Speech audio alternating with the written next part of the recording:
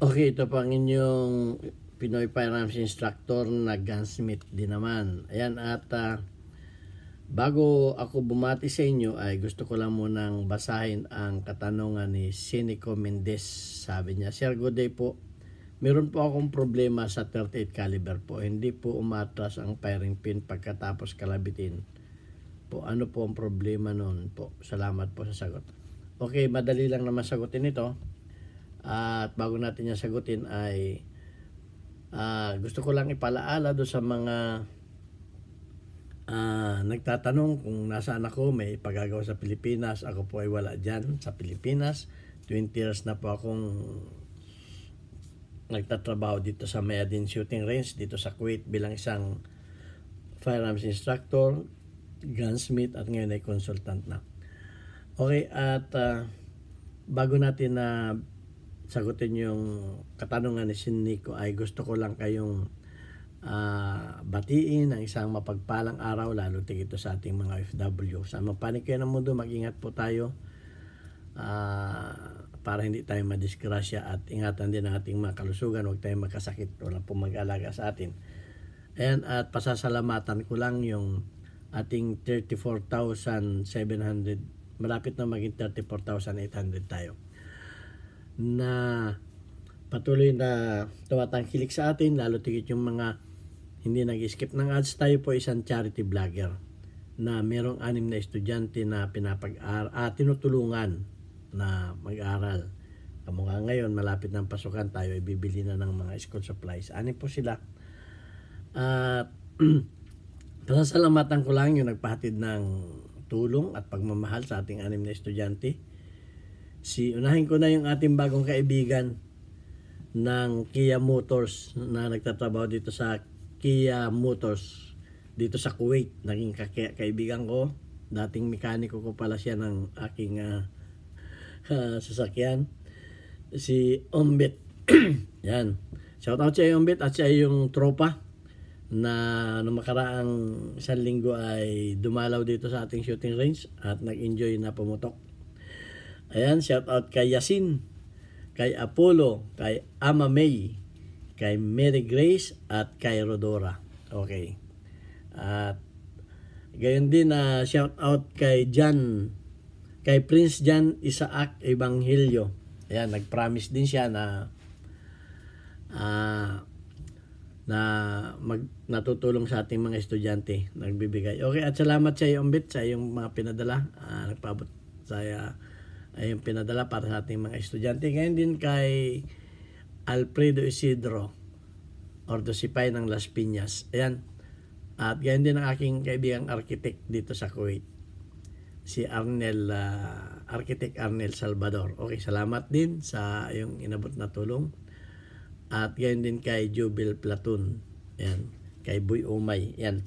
At doon sa mga magpapadala pa, thank you very much. At doon sa mga hindi nagpakilala, magpakilala naman kayo para napasalamatan ko naman kayo. And doon sa mga hindi nag-i-skip ng ads, maraming salamat din sa inyo at malaking tulong na rin yan. Okay, at pakishare lang, pakilike yung ating mga videos. And so bibigyan natin ng kasagutan. Bagaman ako may mga videos nito, pagpasensya na ninyo sapagkat ayaw naman ng ibang panoorin yung mga luma nating videos. Kaya yung sabi ng iba, paulit-ulit. So, wala tayong magagawa. So, meron ako ditong pandemo na revolver. Kung mapapansin ninyo yan, binuksan ko na. Yung firing pin yan ay nandito. Pag yan ay napalo ng hammer, yan. Pag yan ay napalo ng hammer, yan, tingnan natin Ayun, makikita ninyo yung firing pin dito dito para ay ilabas na natin itong bola para makita natin dito yung firing pin niya. Okay. So, natin para mailabas natin ito ay atin siyang itutulak itong atas natin itong lock ng kanyang hammer, ng kanyang bola yan. So andi dito yung kanyang andi dito yung kanyang firing pin. Ayan. Pag yan ay tinatamaan ng pag yan ay tinatamaan ng hammer, ang firing pin niya ay makikita ninyo, lumalabas siya dito sa butas na ito. Ayan, lalabas siya sa butas at yan ay muling aatras. So, ayan lumulutang umatras pag tinutulak natin dito sa So, yan ay may firing pin return spring na maliit lang. So, ganito yan, ay natin, pakita ko sa inyo. Pandi mo lang natin to. To shape ito, walang barrel. So, pag ating kinalabit yan, ayan, makikita ninyo yung firing pin dun. Yan, tingnan ninyo yun, nakalabas yung firing pin.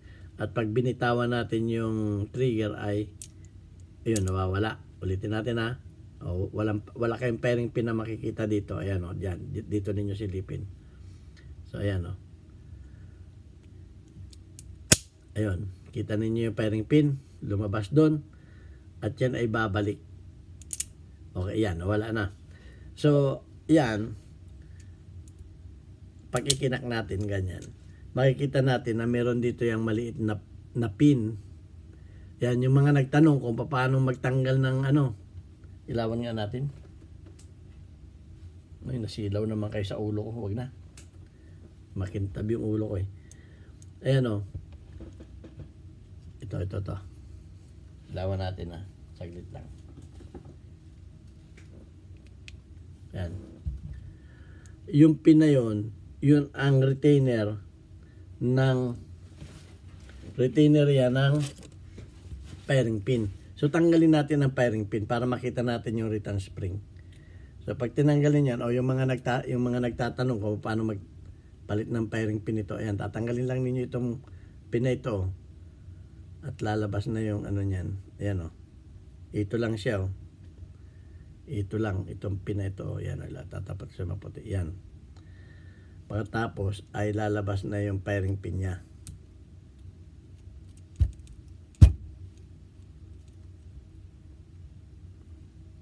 Ayan, yung firing pin niya. Ayun lang yung firing pin niya. Meron niyang return spring na maliit nandun sa loob. Okay, tanggalin natin. Kuha tayo ng pasungkit para malinaw sa inyo. Andun niya sa loob.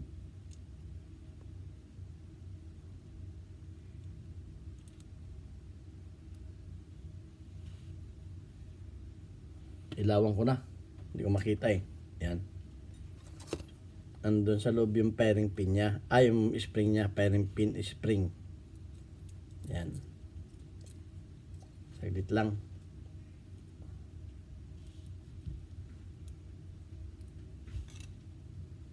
Hindi na lumabas Malit na malit siya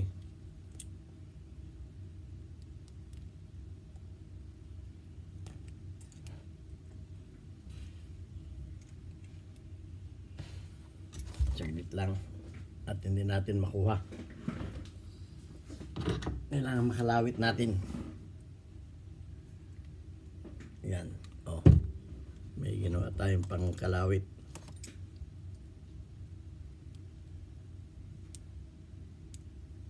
Yun.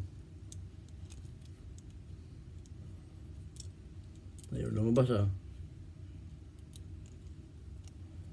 Parang nakasabit siya sa butas Ayan kuha na natin. Yun. Ganun lang siya kaliit. Siya ay dito nakasuot. Ayan. Yan ang nagpapabalik ng ng firing pin ng revolver. So, pag ito'y sira na, nadudurog din ito Nadudurog ito sa katagalan. Madaling gawin yan. Kukuha lang kayo ng kwerdas ng gitara ito. Kukuha kayo ng kwerdas ng gitara, tatanggalin lang ninyo to. Pipili kayo ng size na maliit lang. Yan. Pagkatapos, kukuha lang kayo ng pako. Iikot lang ninyo sa pako na ganun. Hanggang sa makuha ninyo yung tamang size. Basta ito yung hindi ko pinapakita yung pag nag-iingat tayo kasi nga mayroong bawal sa community guidelines. Pero ito ang materialis, kwerdas lang ng gitara, pupulupot ninyo sa pako na ganyan, trial and error hanggang sa makuha ninyo yung tamang size. Okay? So ito lang gagawin nyo spring. Wala na kayong gagawin, di na nyo patitigasin. Basta pupulupot lang ng ganyan. Actually maliit lang itong kwerdas parang ito yung number 3. Parang number 3 lang ito. Ayan. So ayun lang ang gagawin ninyo. At ikakabit na uli ninyo. Ang pagkabit ninyo ganun din. Itong pinato nakatapat yan dyan. Kasi may kaltas yan dyan. Ayun, may kaltas doon para doon sa hindi lumabas yung firing pin. Gawa nitong lock na ito. So may nagtanong din sa atin kung paano magpalit nito. Ayan. Yan na rin ang kasagutan doon. So ibabalik lang ninyo yan doon. Okay? Madali lang naman 'to ibalik doon. At para hindi na tayo magaba ay ayan, babalik natin ganun. Kasama na yung spring. Ayun. Ayun, oh. Pag nakabit na natin ganun, ay ilalagay na rin natin itong yun, ipapasok lang natin yung pinayon dun. Yun yung pinayon. Itong pinato, papasok natin yan dun. At ikakabit na natin yung cover. So ayan, ito ang inyong Piniperams instructor. Sana may natutunan kayo kahit konti. At least alam na ninyo ang materialis na madali lang. Hanap na lang kayo doon sa mga gitarista, manghingi kayo ng putol na kwerdas ng gitara. Ganun lang. At saka ganito kalaking pako. Yan. Okay, malit na pako, gaganon lang ninyo yan doon. Okay, gumamit kayo nito. Gumamit kayo nito, ipitin ninyo, gaganon lang ninyo. Okay, ayun lang. At wala na kayong gagastusin, DIY lang. Okay, sana may natutunan kayo. Ito ang inyong Piniperams instructor. Magtanong lang kayo at sasagutin natin sa abot ng ating maliit na kalamang. God bless us all. Thank you very much.